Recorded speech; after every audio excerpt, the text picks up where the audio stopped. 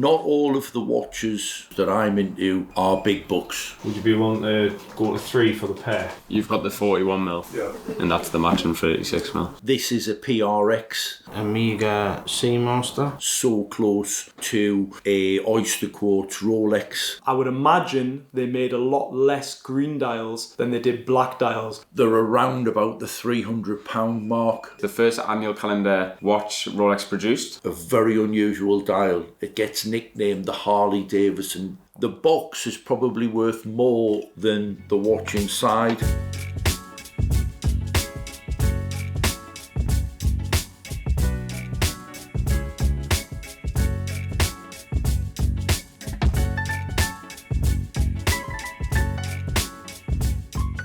Wednesday morning here at Watchtrader Co in Jesmond, Newcastle upon Tyne, the great United Kingdom for our brothers and sisters across the pond. The beard is growing, it is coming back in, everybody. It's coming in a lot slower than I thought, and it's awfully cold outside, so I could do with a bit more beard. Not all of the watches at Watchtrader, and certainly not all of the watches that I'm into, are big bucks. If you were foraying into buying watches, maybe your first purchase, I think a no-brainer at the moment is the Omega Swatch at just over £200. If you are a teenager or somebody that just wants to get into watches, I think it's great. But a favourite of mine is Tissot. This is a PRX, and for our proper watch aficionados, they're going to realise that it is so close to a Oyster Quartz Rolex. It's so close to AP 70s integrated bracelet. I'm going to pop it on my wrist. We'll come back to this one, Harry, because we can have a little bit of a smile about this one. But I'm going to pop this on my wrist. So it looks like a butterfly clasp, is yeah, it? On the... butterfly clasp. The quality of these wristwatches is incredible, and there it is on the wrist. Sits fantastic. They're around about the £300 mark. Yeah, I believe that's for the quartz one, and then you can get an automatic £600 for the automatic. Not everything has to be expensive. Yeah.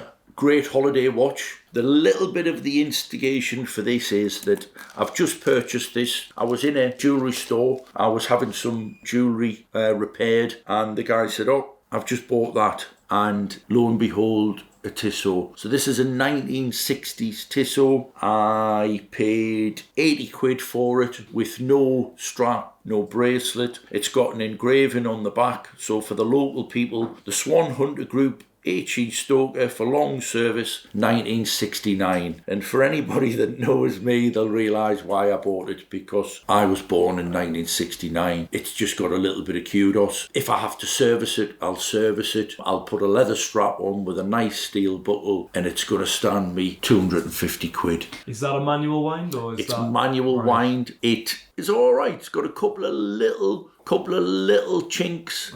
But you never know, I might just pop a strap on. I'll probably go for dark navy blue, which will set that off. Or I always put green straps on, but I just don't think that watch would suit the green. I'm maybe in a navy blue mood today. That's a quality brand for very, very little money.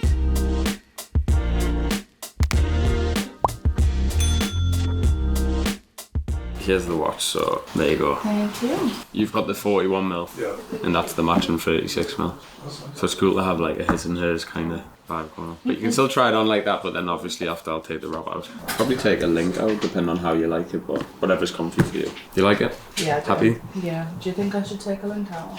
As long as it's comfy for you, Yeah, it's it is. okay. I do like it quite, and I think because I'll and with the sometimes bracelet stack as it well. with the bracelets. Yeah, that's no problem. So. What I'll do is I'll take the wrap off for you. Obviously the world's like gone mad. Is there any you would like recommend for like asset wear, like, you know, like not necessarily wearing it, but just having it as like an investment? Yeah. So there's you can't really call watches an investment as such. I can't tell you it's an investment because at the end of the day, it's just an asset that could go up, it could go down. Yeah. There is certain pieces that, say, come fully stickered that you're not going to wear, that you could put in a safe, and you're most likely probably going to get a decent return on the investment over the years. If it's something that you're looking to do over like 4 or 5 years, you're not bothered about wearing it.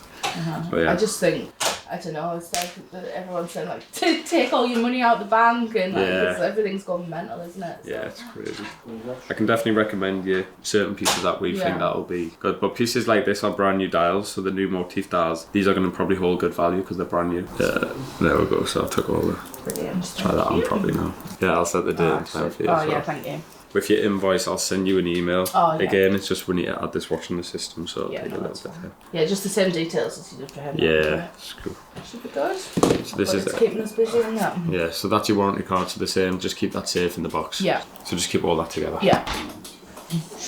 That's really cool, like. Both the same. I prefer that one. I prefer this one. The palm was a bit, like a bit too. But no, that's everything in there, and I'll send your invoice in the next 10 minutes as well, so you'll have that on there. Thank you so much. Alright, thanks very much. Was one of my customers that bought a 41mm champagne motif, steel and gold, 126333 for her husband on Christmas Eve. So that was like a late Christmas present, and she loved it that much that she actually wanted one for herself, so she actually got the 36mm, which you'll see, but I think they look really cool. Two other watches which have come in recently is a Tudor. Now, the lady that sent us this Tudor said, oh, it's a gold Tudor and it's got a gold bracelet. This is actually an expanding bracelet. So my granddad wore his watch on one of these. He had great big massive hands as a pitman, as a miner, and when his leather strap broke on his watch, he put one of these on. These are about £5.95, £6.95. The lady thought it might be gold and be worth something. I'd said to her, I'll quite happily take it off and send it back to you because it's got nil value. She trusted my judgment. The watch itself is 18 carat and it's a Tudor. Fantastic bit of kit. It's got a little bit of damage to the dial, but for about £500-600, great watch.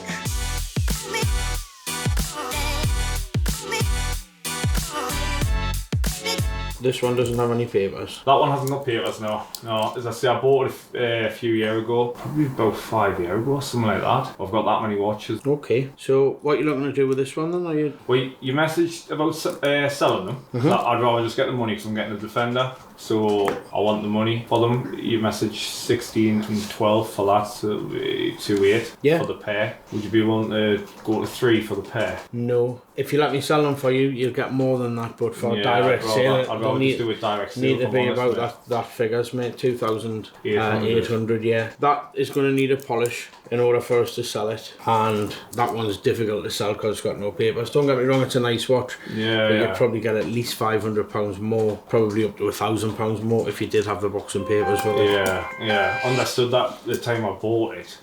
Anyway, so yeah.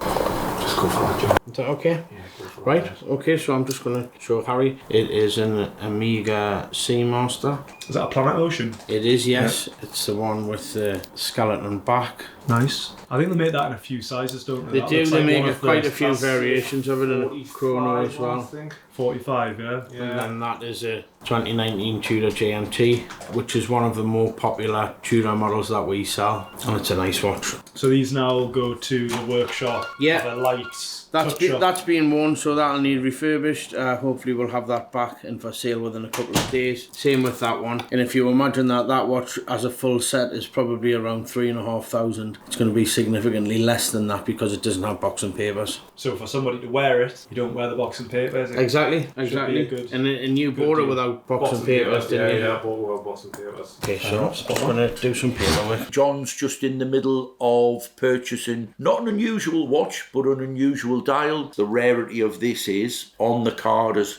2017, which will be probably one of the last ones in production, but it's got a very unusual dial. It gets nicknamed the Harley Davidson dial because obviously on a classic Harley Davidson black petrol tank with that orangey red writing on. It's going to be marketed at £7,000, box papered, a very, very rare watch. There's a one on a selling platform at the moment, unworn, for £11,000. Wow. I think that's a bit adventurous, a little bit strong, but I think they're working on the rarity and they're working on the modern OP. I nearly said AP there. So just something unusual that will be online in the next couple of days.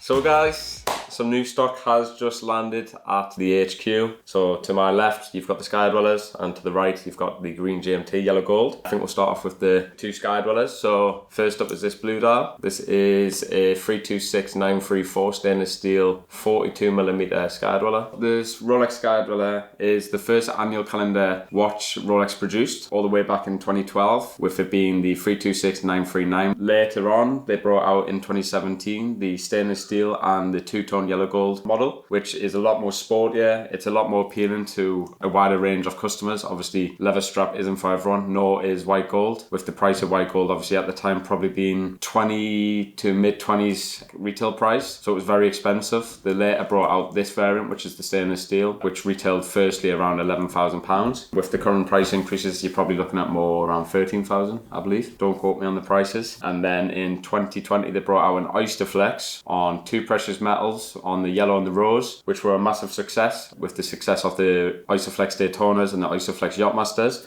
And then in 2021, they actually brought out the Jubilee strap, which is obviously the famous Jubilee strap of the Datejust, of the GMTs, with the steel and the steel and gold versions of the watches. It's also the most complicated Rolex watch. It has all of its functions actually in the bezel with the crown, where you will twist the bezel, which will enable you to adjust the date, time, GMT and the month. These watches are priced today at $21,500 for the blue dial, which is a 2020 watch, box and papers, and the white dial is a 2020, and this is priced at $17,500. Both in stock, ready to go. Okay, so I'm just here to jump in to talk about the green GMT-Master II. This is the 116718 LN, and it has the green dial. Now, this was a very significant watch when it was released in the Rolex lineup. It came out in 2005, and it was available with a black dial, but also with this special green dial. Now, it was the first watch that had the ceramic bezel. It was also a whole new design. It had a bigger case, a redesigned bracelet, a whole new clasp, new hands, new maxi markers, and it also had the trip lock crown that came on other dive watches such as the Submariner, etc. The trip lock crown means it has 3 gaskets, I believe, in the seal on the crown.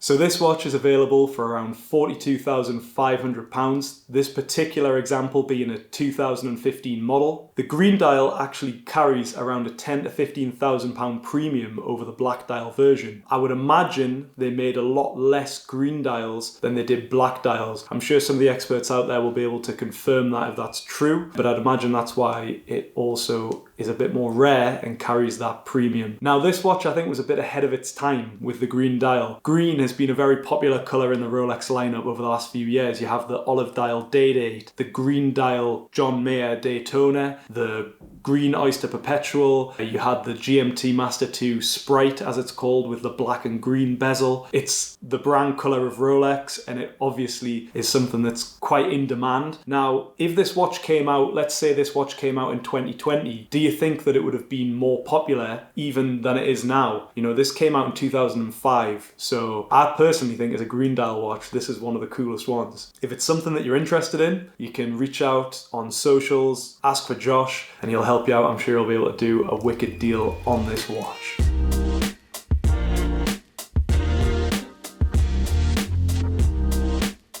Another one which isn't quite as cheap is a Jaeger, a Jaeger-LeCoultre as you would pronounce it in France, and it's 18 karat gold. The beauty of this watch, it's got the most amazing shaped lugs. A little bit of damage to the dial again, but a very interesting dial. It's got alternative numbers and arrowheads. This smacks style, sophistication. It's half Arabic, half Baton, which is they're famous for the reverso, but this is another watch that if you were maybe in an antique store or maybe in somewhere and the guy was trying to sell you a bit of furniture and he had that on, it would just suit him to a T. That'll be going on a green leather strap. And then from the sublime to the ridiculous, I bought this because of the box. A little bit of sentiment again. My father, when I was very, very young, wore an Oris watch for work. Obviously, as time went on, he got into much more expensive watches. He started collecting Tudor, Rolex. It was a passion that was handed down to me, but this. The box is probably worth more than the watch inside. It's a 1960s Oris. Again, could do with a nice strap on. That watch isn't gold, it's gold plate, but it's fully working with a lovely date aperture. Condition looks great, to be fair. Condition's great. I did buy it for the box and I paid £20 for it. Wow. So, quite a good purchase. Another one for Vicky to complain about. This is a watch that we spoke about at the Aston Martin garage.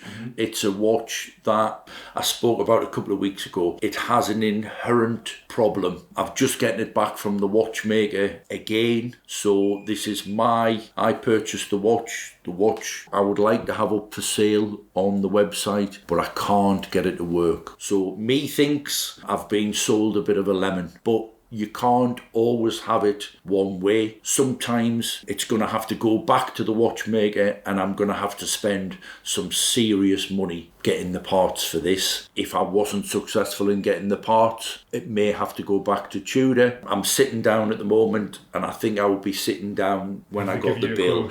So, but fingers crossed. I love the watch. Tudor big block, Cosmograph, Daytona, whatever you want to call it. Watch this space. I'll keep you posted as the beard grows. Thanks, Harry. Sweet.